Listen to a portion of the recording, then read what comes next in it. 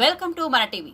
Real estate ముసుగులో సామాన్య ప్రజలను మోసం చేస్తే చూస్తూ ఊరుకోమని చట్టపరంగా పోరాటం చేస్తామని ఎస్సీ, ఎస్టీ, బీసీ మైనారిటీ మహిళా నాయకురాలు పట్నం రాజేశ్వరి హెచ్చరించారు. కర్నూలుకు చెందిన బీసీ కులానికి చెందిన హేమంత్ కుమార్ గౌడ్, శర్వాణి దంపతులు న్యాయవాది అయిన శ్రీధర్ వద్ద 2003 సంవత్సరంలో పసుపుల గ్రామానికి చెందిన సర్వే నెంబర్ 5లో 3 ప్లాట్లు కొనుగోలు చేయగా వాటిని 2018లో సర్వే నెంబర్ మార్చి డబుల్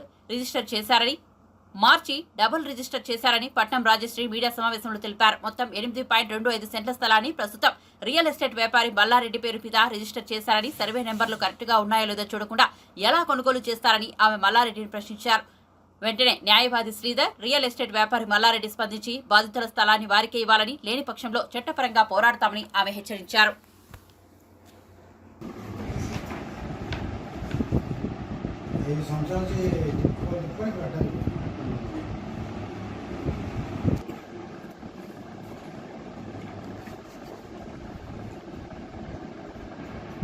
ఇది నేను అప్లై చేస్తాను.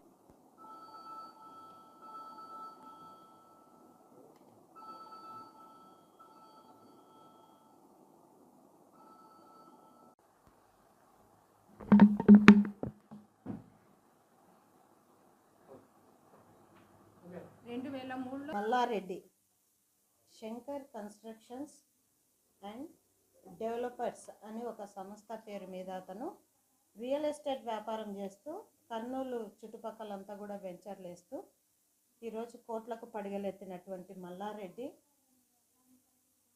మరియు న్యాయవాది శ్రీధర్ ఇద్దరిపైన చట్టపరమైన చర్యలు తీసుకోవాలని ఎస్సీ, ఎస్టీ, బీసీ మైనార్టీ మహిళా ఐక్యవేదిక డిమాండ్ చేస్తూ ఉంది. శర్వాణి అని బీసీ సామాజిక వర్గానికి చెందినటువంటి మహిళ 2003లో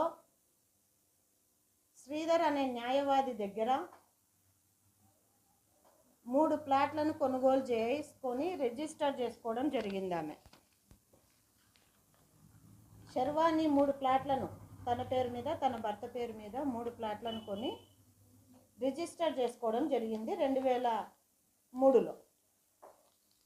అయితే 2018లో మల్లారెడ్డి సర్వే నెంబర్ 5/1 అని చెప్పేసి పసుపల గ్రామ పొలిమేర సర్వే నెంబర్ 5/1లో కొన్ని ఎకరాలు కొని ఆ పక్కనే ఉన్నటువంటి శర్వాణి 3 ప్లాట్లను కూడా ఆయన కబ్జా చేయడం జరిగింది. ఈ విషయాన్ని శర్వాణి దంపతులు వెళ్ళి, ఇందులో మాకు శ్రీధర్ అనే న్యాయవాది మాకు 3 ప్లాట్లు అమ్మినాడు, మేము 3 ప్లాట్లను కొనుక్కున్నాము అని చెప్పి ఆమె అతన్ని ఆశ్రయిస్తే, అతను మీ ప్లాట్లు ఉన్నాయా చూద్దాంలే, ఇంకా నేను పూర్తి ఫుల్ఫిల్గా వెంచర్ వేయలేదు కదా, చూద్దాంలే అని చెప్పేసి అతను కాలయాపన చేసినారు. ఆ తర్వాత శర్వాణి భర్తకి యాక్సిడెంట్ అయితే ఆమె ఆ బాధల్లో ఉండగా మొత్తం 3 ప్లాట్లు ఆక్రమించేసి రోడ్లు వేయడం జరిగింది. మేము అడుగుతా ఉన్నాము, శర్వాణి 2003లో కొని రిజిస్టర్ చేసుకున్న ప్లాట్లు ఈరోజు ఈసీ తీస్తే ఆమె పేరు మీద ఈసీ వస్తుంది. అయితే ఈరోజు ఇంత పెద్ద రియల్ ఎస్టేట్ వ్యాపారం చెప్పుకుంటున్నటువంటి మల్లారెడ్డి ఈసీ చూడకుండా రిజిస్టర్ ఆఫీస్లో ఎవరి పేరు మీద ఈ ప్లాట్లు డాక్యుమెంట్స్ ఉన్నాయి, రిజిస్ట్రేషన్ డాక్యుమెంట్స్ ఉన్నాయని వెరిఫికేషన్ చేసుకోకుండా ఎట్లా కొని పేదలను ఇబ్బంది పాలు చేస్తాడు. ఇది సరైన పద్ధతి కాదు. మల్లారెడ్డి తన వెంచర్లను సక్రమంగా అమ్ముకోవాలనుకుంటే అమ్ముకోమనండి, అతను కోట్లకు పడగలెత్తమనండి, మాకు అభ్యంతరం లేదు. కాకపోతే పేదలు కొనుక్కున్న స్థలంలో మీరు ఈరోజు దౌర్జన్యంగా ప్లాట్లు లాక్కొని వెంచర్లలో కలుపుకుంటాము అంటే మాత్రం దీనిని చూస్తూ సహించము. ఖచ్చితంగా నీ మీద న్యాయ పోరాటం చేస్తాం.